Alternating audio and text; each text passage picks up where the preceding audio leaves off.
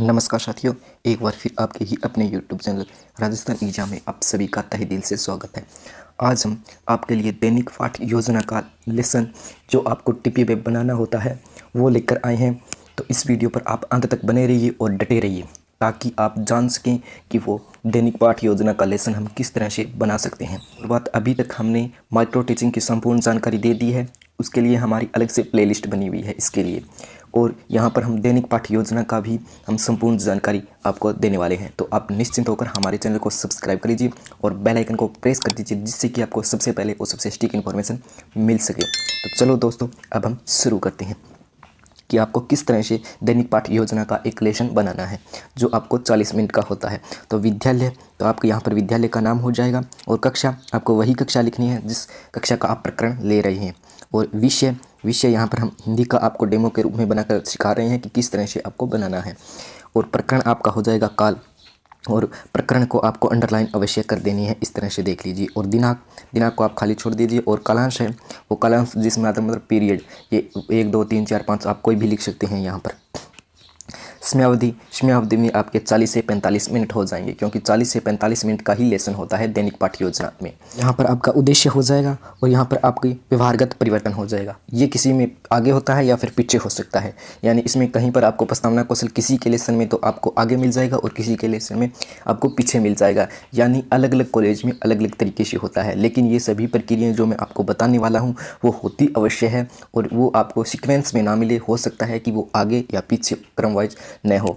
तो आपको ये नहीं है कि इसी तरह से बनाना है, आपको जो आपके सर आपको बोलते हैं उसी की तरह ही आपको बनाना है। लेकिन ये सभी की प्रक्रिया जो मैं आपको बताने वाला हूँ वे अवश्य होगी, मतलब जो ये उद्देश्य होगा वे अवश्य आएगा। यहाँ पर ज्ञानात्मक उद्देश्य ये भी अवश्य आएगा और कौशलात्मक उद्देश्य ये भी जरूर आएगा।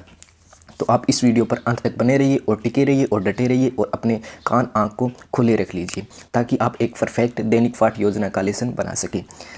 तो सबसे पहले देखिए ज्ञानात्मक उद्देश्य में देखिए विद्यार्थियों को नवीन ज्ञान मिलेगा, पहला यही लिखना है। और दूसरा आपको लिखना है छात्र काल व उसके प्रकार के बारे में जानकारी प्राप्त कर सकेंगे। यानी हमने काल प्रकरण लिया है तो यहाँ पर काल का ही हमने लिख देना है, जो प्रकरण है वही आपको लिख लेना है। उसके बाद में कौशलात्मक उद्देश्य में आपको लिखना है छात्रों में शुद्ध वाचन व लेखन की क्षमता विकसित होगी। शुद्ध वाचन और लेखन की क्षमता विकसित होगी।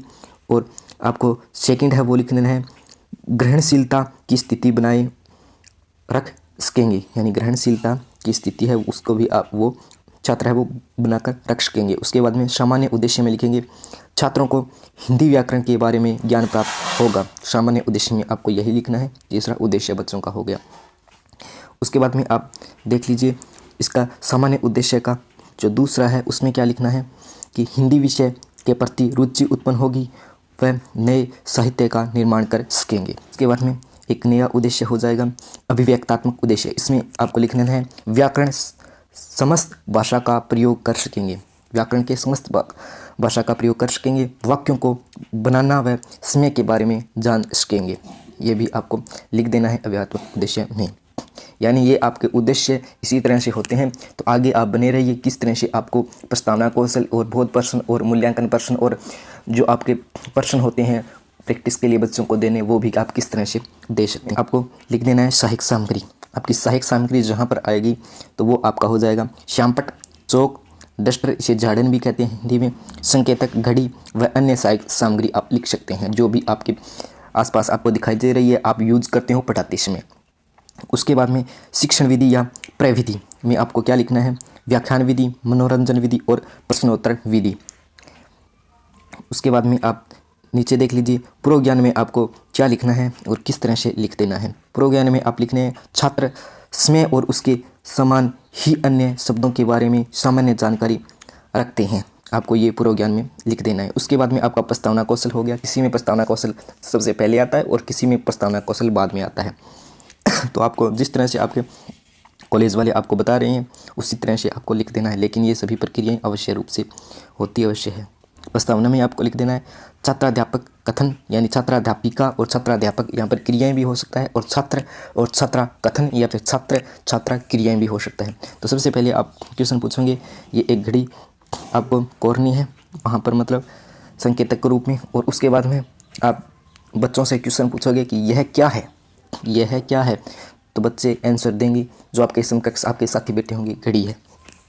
घड़ी से हम क्या देखते हैं, तो बच्चे आंसर देंगे समय। समय और क्या कहते हैं, यानी समय को और क्या कहते हैं, तो हो जाएगा काल कहते हैं। काल के बारे में आप क्या जानते हैं, यहीं से आपका प्रकरण शुरू हो गया, यानी समस्यात्मक प्रश्न हो गया। बच्चों इसमें आंसर नहीं दे पाएंगे, यानी काल के बारे में आप क्या जानते हैं, बच्चे काल के बारे में कुछ भी नहीं जानते, तो यहाँ से आपका समस्यात्मक प्रश्न हो गया। ये आपका प्रस्तावना कौशल है पूरा हो गया। इस तरह से आप है वो काल का एक प्रस्तावना कौशल बना सकते हैं। तो नेक्स्ट हम देख लेते हैं आगे की प्रक्रिया कि आगे आपको क्या क्या और करना होगा। उसके बाद में आपका उद्देश्य कथन आ जाएगा। क्या आ जाएगा, उद्देश्य कथन आ जाएगा। यानी आपने प्रस्तावना बना लिया, उसके बाद में नीचे जस्ट ही आपका आता है उद्देश्य कथन। उसमें आप क्या है बच्चों को बोलकर बताएंगे कि बच्चों आज हम हिंदी व्याकरण में काल के बारे में विस्तृत अध्ययन करेंगे, या विस्तारपूर्वक पढ़ेंगे, या विस्तारपूर्वक अध्ययन करने वाले हैं। इस तरह से आप मतलब बच्चों से बोल सकते हैं। पूरे कॉन्फिडेंस के साथ आपको बोलना है और ऊंची आवाज़ में आपको बोलना है। इतनी भी ऊंची आवाज़ न हो कि बच्चे डर जाए, लेकिन आपकी जो मिनिमम आवाज़ है जो सभी बच्चों तक आपकी पहुंचनी चाहिए। शुरू वाले बच्चों और अंत वाले बच्चों, जो भी आपके अंत वाले सीट पर बैठते हैं, उन्हीं तक अच्छे रूप से आपकी स्पष्ट आवाज़ आनी चाहिए, जिससे कि आपका जो कौशल है वो अच्छी तरह से हो सके। तो नेक्स्ट देख लेते हैं आपको क्या करना है। में आप क्या आ गया, प्रस्तुतिकरण। यानी प्रस्तुतिकरण में आ जाएंगे यहाँ पर छात्राध्यापक और छात्राध्यापिका की जो क्रियाएं हैं वो आ जाएगी, और यहाँ पर आप छात्र की क्रियाएं हैं वो आ जाएगी। यहाँ पर आपका सामपट कार्य, यानी आप ब्लैक बोर्ड पर जो आप नोट डाउन करने वाले हैं वो यहाँ पर आ जाएगा। और शिक्षण या फिर अध्ययन बिंदु में आपका यहाँ पर पाठ का नाम क्या है, काल, तो आपको काल लिख देना है। फिर आप काल के बारे में पूरा डिफाइन करेंगे, यानी पूरा विस्तृत रूप से बताने वाले हैं। वो किस में बताएंगे, वो इसी में ही, यानी छात्र अध्यापक और छात्र अध्यापिका की जो क्रियाएं होती है उसमें ही आपको पूर्ण रूप से बता देना है। तो वीडियो पर अंत तक बने रहेंगे तो ही आप दैनिक पाठ्य योजना को पूरा समझ पाएंगे, वरना आपके ऊपर से ही निकल जाएगी अगर आप पहली बार बना रहे हैं तो। उसके बाद में देखिए आदर्श वाचन में यहाँ पर छात्र अध्यापक है, तो छात्र अध्यापक का संपूर्ण व्याकरणिक नियमों को ध्यान में रखकर काल के बारे में विस्तृत रूप से आदर्श वाचन करेगा या फिर करेगी, ये आ जाएगा। उसके बाद यहाँ पर छात्र और छात्राएं की क्रिया है, उसमें आ जाएगा विद्यार्थी ध्यानपूर्वक सुनेंगे व समझेंगे, और यहाँ पर आपका ब्लैक बोर्ड का जो कार्य होगा वो आ जाएगा। यहाँ पर तो अभी तक तो कुछ नहीं आएगा। उसके बाद में आपका जैसे ही ये प्रकरण आपका स्टार्ट होगा वैसे ही अब आपका प्रकरण है वो स्टार्ट होने वाला है कि किस तरह से आपको काल के बारे में डिफाइन करते हुए बच्चों को समझाना है। तो परिभाषा आ जाएगी। परिभाषा में आपको क्या लिखना है, तो देखिए यहाँ पर आपको लिखना है क्रिया के जिस रूप से उसके होने या करने के समय का पता चल उसे काल कहते हैं। यानी क्रिया के जिस रूप से उसके होने या करने के समय का पता चले उसे क्या कहते हैं, काल कहते हैं। उसके बाद में आप काल का एक उदाहरण बच्चों को समझाएंगे कि कृष्ण ने कंस को मारा था। देखिए कृष्ण ने कंस को मारा था, ये पहला उदाहरण हो जाएगा। दूसरा हो जाएगा अमित टीवी देख रहा है। ये आप उदाहरण के थ्रू आप बच्चों को समझाएंगे आपके किस प्रकार के काल है, कौन सा काल है। उसके बाद में छात्र और जो आपकी छात्र और छात्रा की जो क्रियाएं हैं यहाँ पर देखिए, तो यहाँ पर आपको लिखना है काल की परिभाषा व उदाहरण अपनी उत्तर पुस्तिका में लिखेंगे। बच्चे ये नोट डाउन करेंगे साथ साथ बच्चे, और उसको समझेंगे और नोट डाउन करते हुए चलेंगे। उसके बाद में आपको क्या लिखना है, देखिए अगला उदाहरण हो जाएगा जो बच्चों के प्रति, छुट्टियों में मैं आगरा जाऊंगा या फिर जाऊंगी। इस तरह से आप उदाहरण दे सकते हैं। इसके बाद में आपको क्या लिखना है, इन वाक्यों में क्रिया के विभिन्न रूप जैसे मारा था, देख रहा है, जाऊंगी, इनमें अलग अलग समय व्यक्त हुए हैं, अलग अलग समय दिखा रहे हैं। जैसे आप समझ लीजिए मारा था भूतकाल, देख रहा है अभी प्रेजेंट का कार्य कर रहा है, और जाऊंगी यानी भविष्य का, भूत भविष्य और वर्तमान तीनों के आपने उदाहरण ले लिए। व्यक्त हो रहा है क्रिया का यही रूप काल होता है, आपको ये बताना है। और इसी तरह से आपके छात्राध्यापक क्रियाएं और छात्राएं क्रियाएं और श्याम पट सारांश है वो आपका यहाँ पर आ जाएगा, या फिर शामपट कार्य है वो यहाँ पर आ जाएगा। उसके बाद में आपने काल को पूरा डिफाइन कर दिया, यानी काल के उदाहरण भी आपने बता दिए और काल की परिभाषा भी बता दी। उसके बाद में आते हैं काल के प्रकार, यानी काल के कितने प्रकार होते हैं। तो देख लीजिए काल के, इसमें आपको बताना है कि काल के कितने प्रकार होते हैं, 3 प्रकार होते हैं। काल के कितने प्रकार होते हैं, काल के 3 प्रकार होते हैं। पहला हो गया भूतकाल। भूतकाल के 6 भाग होते हैं। कितने होते हैं, 6 भाग होते हैं। वो 6 कौन कौन से होते हैं, देखिए सबसे पहला हो गया सामान्य भूत, आसन भूत, अपूर्ण भूत, पूर्ण भूत, संदिग्ध भूत, संदिग्ध भूत और हेतु मध्य भूतकाल भी, ये भी आपके 6 भाग होते हैं किसके, भूतकाल के। आप नोट करते हुए आप भी साथ में रहिए। और उसके बाद में आपको छात्र और छात्राएं की जो क्रिया है उसमें आपको लिखना है, ये आप भूतकाल के बारे में समझा रहे हो तो वहाँ पर आपको लिखना है, विद्यार्थी अपनी उत्तर पुस्तिका में काल के प्रकार स्पष्ट रूप से लिखेंगे व याद करेंगे। ये आपको लिख देना है। यहाँ पर आपका श्यामपट्ट कार्य आ जाएगा। उसके बाद में आप वर्तमान काल, यानी वर्तमान काल क्या होता है और वर्तमान काल कहते किसे हैं। तो वर्तमान काल में आपको सबसे पहले लिख देना है, यानी इसके 3 भाग होते हैं। कौन कौन से, सामान्य वर्तमान, अपूर्ण वर्तमान और संगीत वर्तमान भी होता है। उसके बाद में आपको वर्तमान को ये स्पष्ट करते हुए नेक्स्ट में आपको बताना है भविष्य काल, यानी भविष्य काल के कितने भाग होते हैं। तो भविष्य काल के यहाँ पर आप बताइए 2 भाग, सामान्य भविष्यत और संभाव्य भविष्यत। छात्राध्यापिका प्रकारों का नाम श्यामपट्ट पर लिखेगी, यानी ये प्रकार है सभी है वो आपको यहाँ पर श्यामपट्ट पर लिख देने हैं। यही प्रकार जो यहाँ पर लिखे गए हैं यही आपको यहाँ पर लिख देने हैं। जो यहाँ पर देख लीजिए, आपको जो ये वर्तमान काल के भाग है वो आप इसके सामने लिख दीजिए और जो भूतकाल के भाग होंगे वो इसके यहाँ पर आप सामने लिख दीजिए श्यामपट्ट पर, यानी श्यामपट्ट की क्रियाएँ हैं या वो हो गई। अध्यापिका की जो क्रियाएँ हो गई। और यहाँ पर अध्ययन बिंदु या फिर शिक्षण बिंदु, काल के प्रकार अब चल गए क्योंकि अभी आपने काल के प्रकार बताए हैं कौन कौन से होते हैं। उसके बाद में छात्र क्रियाएँ और श्यामपट्ट सारांश यहाँ पर आपका आ गया। यहाँ पर आप जो भी आपकी छात्रा अध्यापिका या छात्राध्यापक की जो क्रियाएँ हैं उसमें अब बताएंगे। छात्राध्यापिका या फिर छात्राध्यापक काल के प्रकार की परिभाषा व उस उदाहरण श्यामपट्ट पर लिखेगी व बच्चों को समझाएगी। उसके बाद में आप यहाँ पर छात्रा क्रियाएँ और छात्रा क्रिया में आप लिखेंगे छात्र ध्यानपूर्वक सुनेंगे। और यहाँ पर जो आपके उदाहरण होते हैं वो श्यामपट्ट पर सारांश पर आप यहाँ पर नोट डाउन करेंगे। उस पास में ब्लैक है वो चार्ट चिपका देंगे। उसके बाद में देखिए भूतकाल, यानी भूतकाल की क्या परिभाषा होती है। भूतकाल क्रिया के जिस रूप से बीते हुए समय का पता चले उसे क्या कहते हैं, भूतकाल कहते हैं। जैसे आप एक उदाहरण के थ्रू बच्चों को समझाएंगे, यानी मैंने पत्र लिखा, क्या लिखा, मैंने पत्र लिखा। छात्र और छात्रा की जो क्रिया है उसमें आपको लिख देना है छात्र सुनेंगे वह अपनी अभ्यास पुस्तिका में लिखेंगे। उसके बाद में आपको वर्तमान काल, यानी वर्तमान काल के बारे में आपको बताना है कि वर्तमान काल क्या होता है। क्रिया के जिस रूप से चल रहे कार्य के समय का पता चले तो उसे क्या कहते हैं, वर्तमान काल कहते हैं। और उदाहरण देखें, जैसे बच्चा खेल रहा है और इसमें छात्र और छात्रा की जो क्रियाएँ होगी उसमें आप लिखेंगे छात्र ध्यानपूर्वक समझेंगे।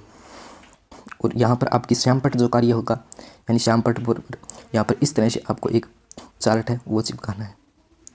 यहाँ पर ये देख लीजिए, ये यहाँ पर आपका श्यामपट्ट कार्य। श्यामपट्ट कार्य में बताना है कि काल के प्रकार कितने होते हैं, 3 प्रकार के होते हैं। कौन कौन से होते हैं, भूतकाल, फिर होता है वर्तमान काल और फिर होता है भविष्य काल। उसका एक उदाहरण देंगे, मैंने पत्र लिखा, मैंने पत्र लिखा था। दूसरा हो जाएगा वर्तमान काल का, बच्चा खेल रहा है।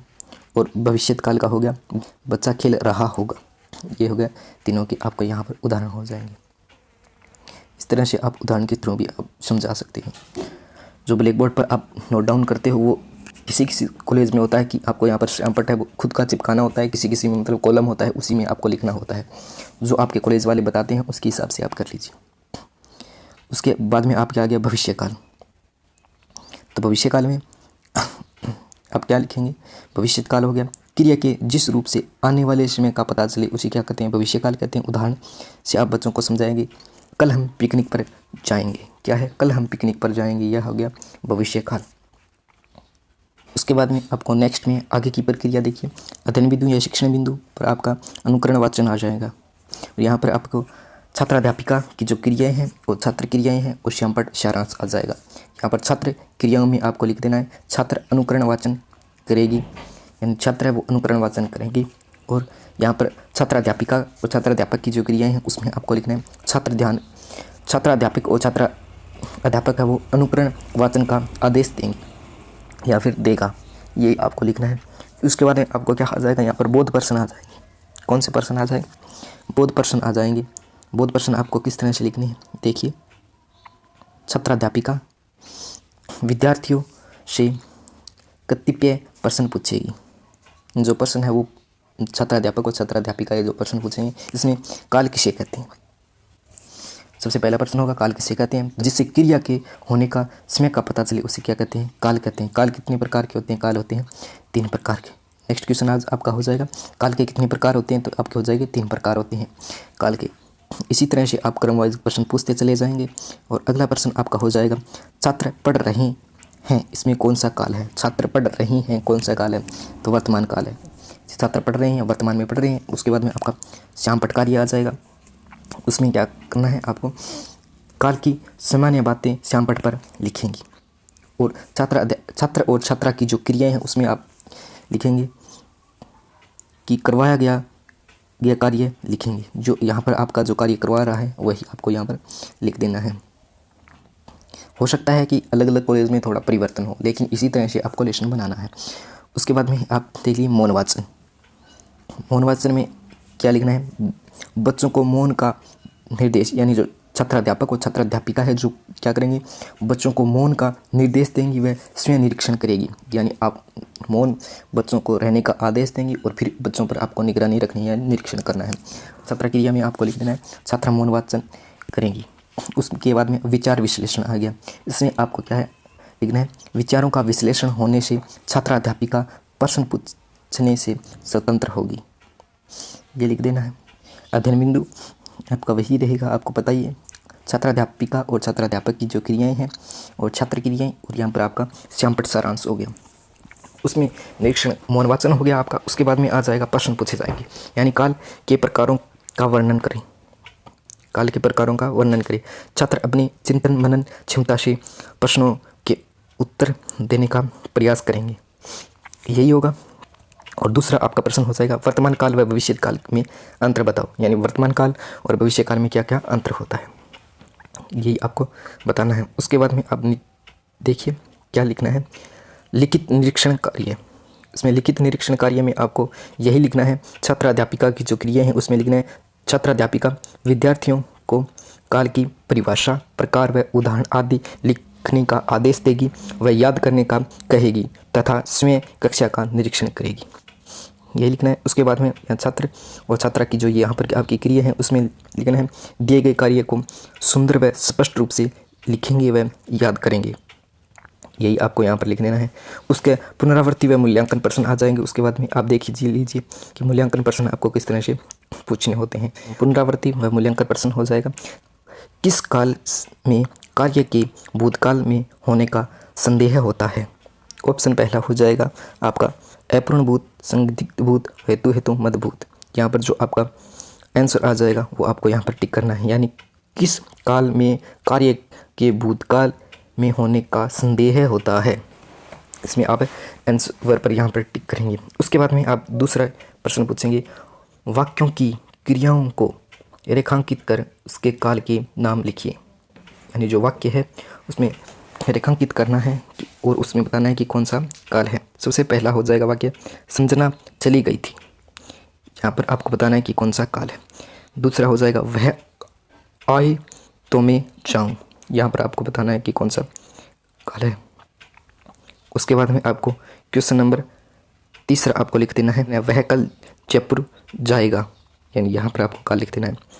फिर आ जाएगा, अक्षत और स्नेहा बातें कर रही हैं, खालिस्तान बातें कर रही हैं, तो यहाँ पर आपको लिख देना है कौन सा काल है। लघुरात्मक और अति लघुरात्मक 2 प्रश्न आपको लिखने होते हैं। तो पहला प्रश्न आपका हो गया भविष्य काल की परिभाषा व प्रकार बताइए, और दूसरा हो गया भूतकाल किसे कहते हैं। उसके बाद में आप बच्चों को गृह कार्य भी देते हैं सभी टीचर्स, तो आपको गृह कार्य भी यहाँ पर लिख देना है कि काल किसे कहते हैं, काल के भेद लिखिए। यहाँ पर आप 1 प्रश्न या 2 प्रश्न अवश्य रूप से दे सकते हैं, ज़्यादा तो मतलब नहीं देने होते हैं। आपके कॉलेज वाले कहते हैं वो उतने ही दीजिए, मैं आपको बता रहा हूँ। देखिए दूसरा प्रश्न आप इस तरह से बना सकते हैं कि भूतकाल के 6 भेदों के नाम लिखिए व उदाहरण लिखिए। उसके बाद में बच्चों से यही आप लिखवा सकते हैं कि सामान्य भविष्य व संभाव्य भविष्य में अंतर करें। इस तरह से आपका तीसरा क्वेश्चन भी हो सकता है। और चौथा क्वेश्चन आप ये भी बच्चों से बनवा सकते हैं कि काल के 5 उदाहरण लिखने होते हैं, बताइए वह क्रियाएं को रेखांकित कीजिए। जो आपकी इसमें क्रियाएं हैं 500 उदाहरण में आएगी क्रिया, उसको आपको रेखांकित कर देना है। नेक्स्ट क्वेश्चन हो जाएगा वर्तमान काल की विशेषताएं लिखो, यानी वर्तमान काल किसे कहते हैं, वर्तमान काल की क्या क्या विशेषताएं होती है। उसके परीक्षण पृष्ठ आ जाएगा आपका यहाँ पर आपकी क्रम संख्या यानी कौन सा लेसन चल रहा है, दिनांक आपकी कौन से लेसन को आपने देना, कक्षा आपकी कौन सी कक्षा का आपका लेसन है, विषय आपका कौन सा हिंदी इंग्लिश संस्कृत जो भी आपका विषय है, मैथ जो भी हो, प्रकरण आपका यहाँ पर काल है, और कक्षा विषय अध्यापक के हस्ताक्षर व टिप्पणियाँ भी आपको यहाँ पर मिल जाएगी। हो सकता है कि ये अंतिम कॉलम किसी भी में न हो और हो सकता है हो, लेकिन इस तरह से कॉलम न हो चाहिए था। तो इस तरह से आप एक संपूर्ण जो दैनिक पाठ्य योजना का लेसन है वो बना सकते हैं। दैनिक पाठ्य योजना का जो आपको एक अध्याय पूरा बना सकते हैं 40 मिनट का। अगर ये आपको वीडियो अच्छा लगा हो तो लाइक करने में कंजूसी एक मात्र भी ना करें, और इस वीडियो को अधिक से अधिक जो आपके सहपाठी हैं, जो बीएड कर रहे हैं, बीएसटीसी कर रहे हैं, उन विद्यार्थियों तक ये लेसन अवश्य पहुंचाइए, क्योंकि एकमात्र आपका राजस्थान यूट्यूब चैनल है जो आपका संपूर्ण जानकारी दे रहा है और देता रहेगा बीएड के बारे में। तो आपसे फिर मुलाकात होगी एक नई और इंटरेस्टिंग वीडियो में। तब तक बने रहिए राजस्थान एग्जाम के साथ।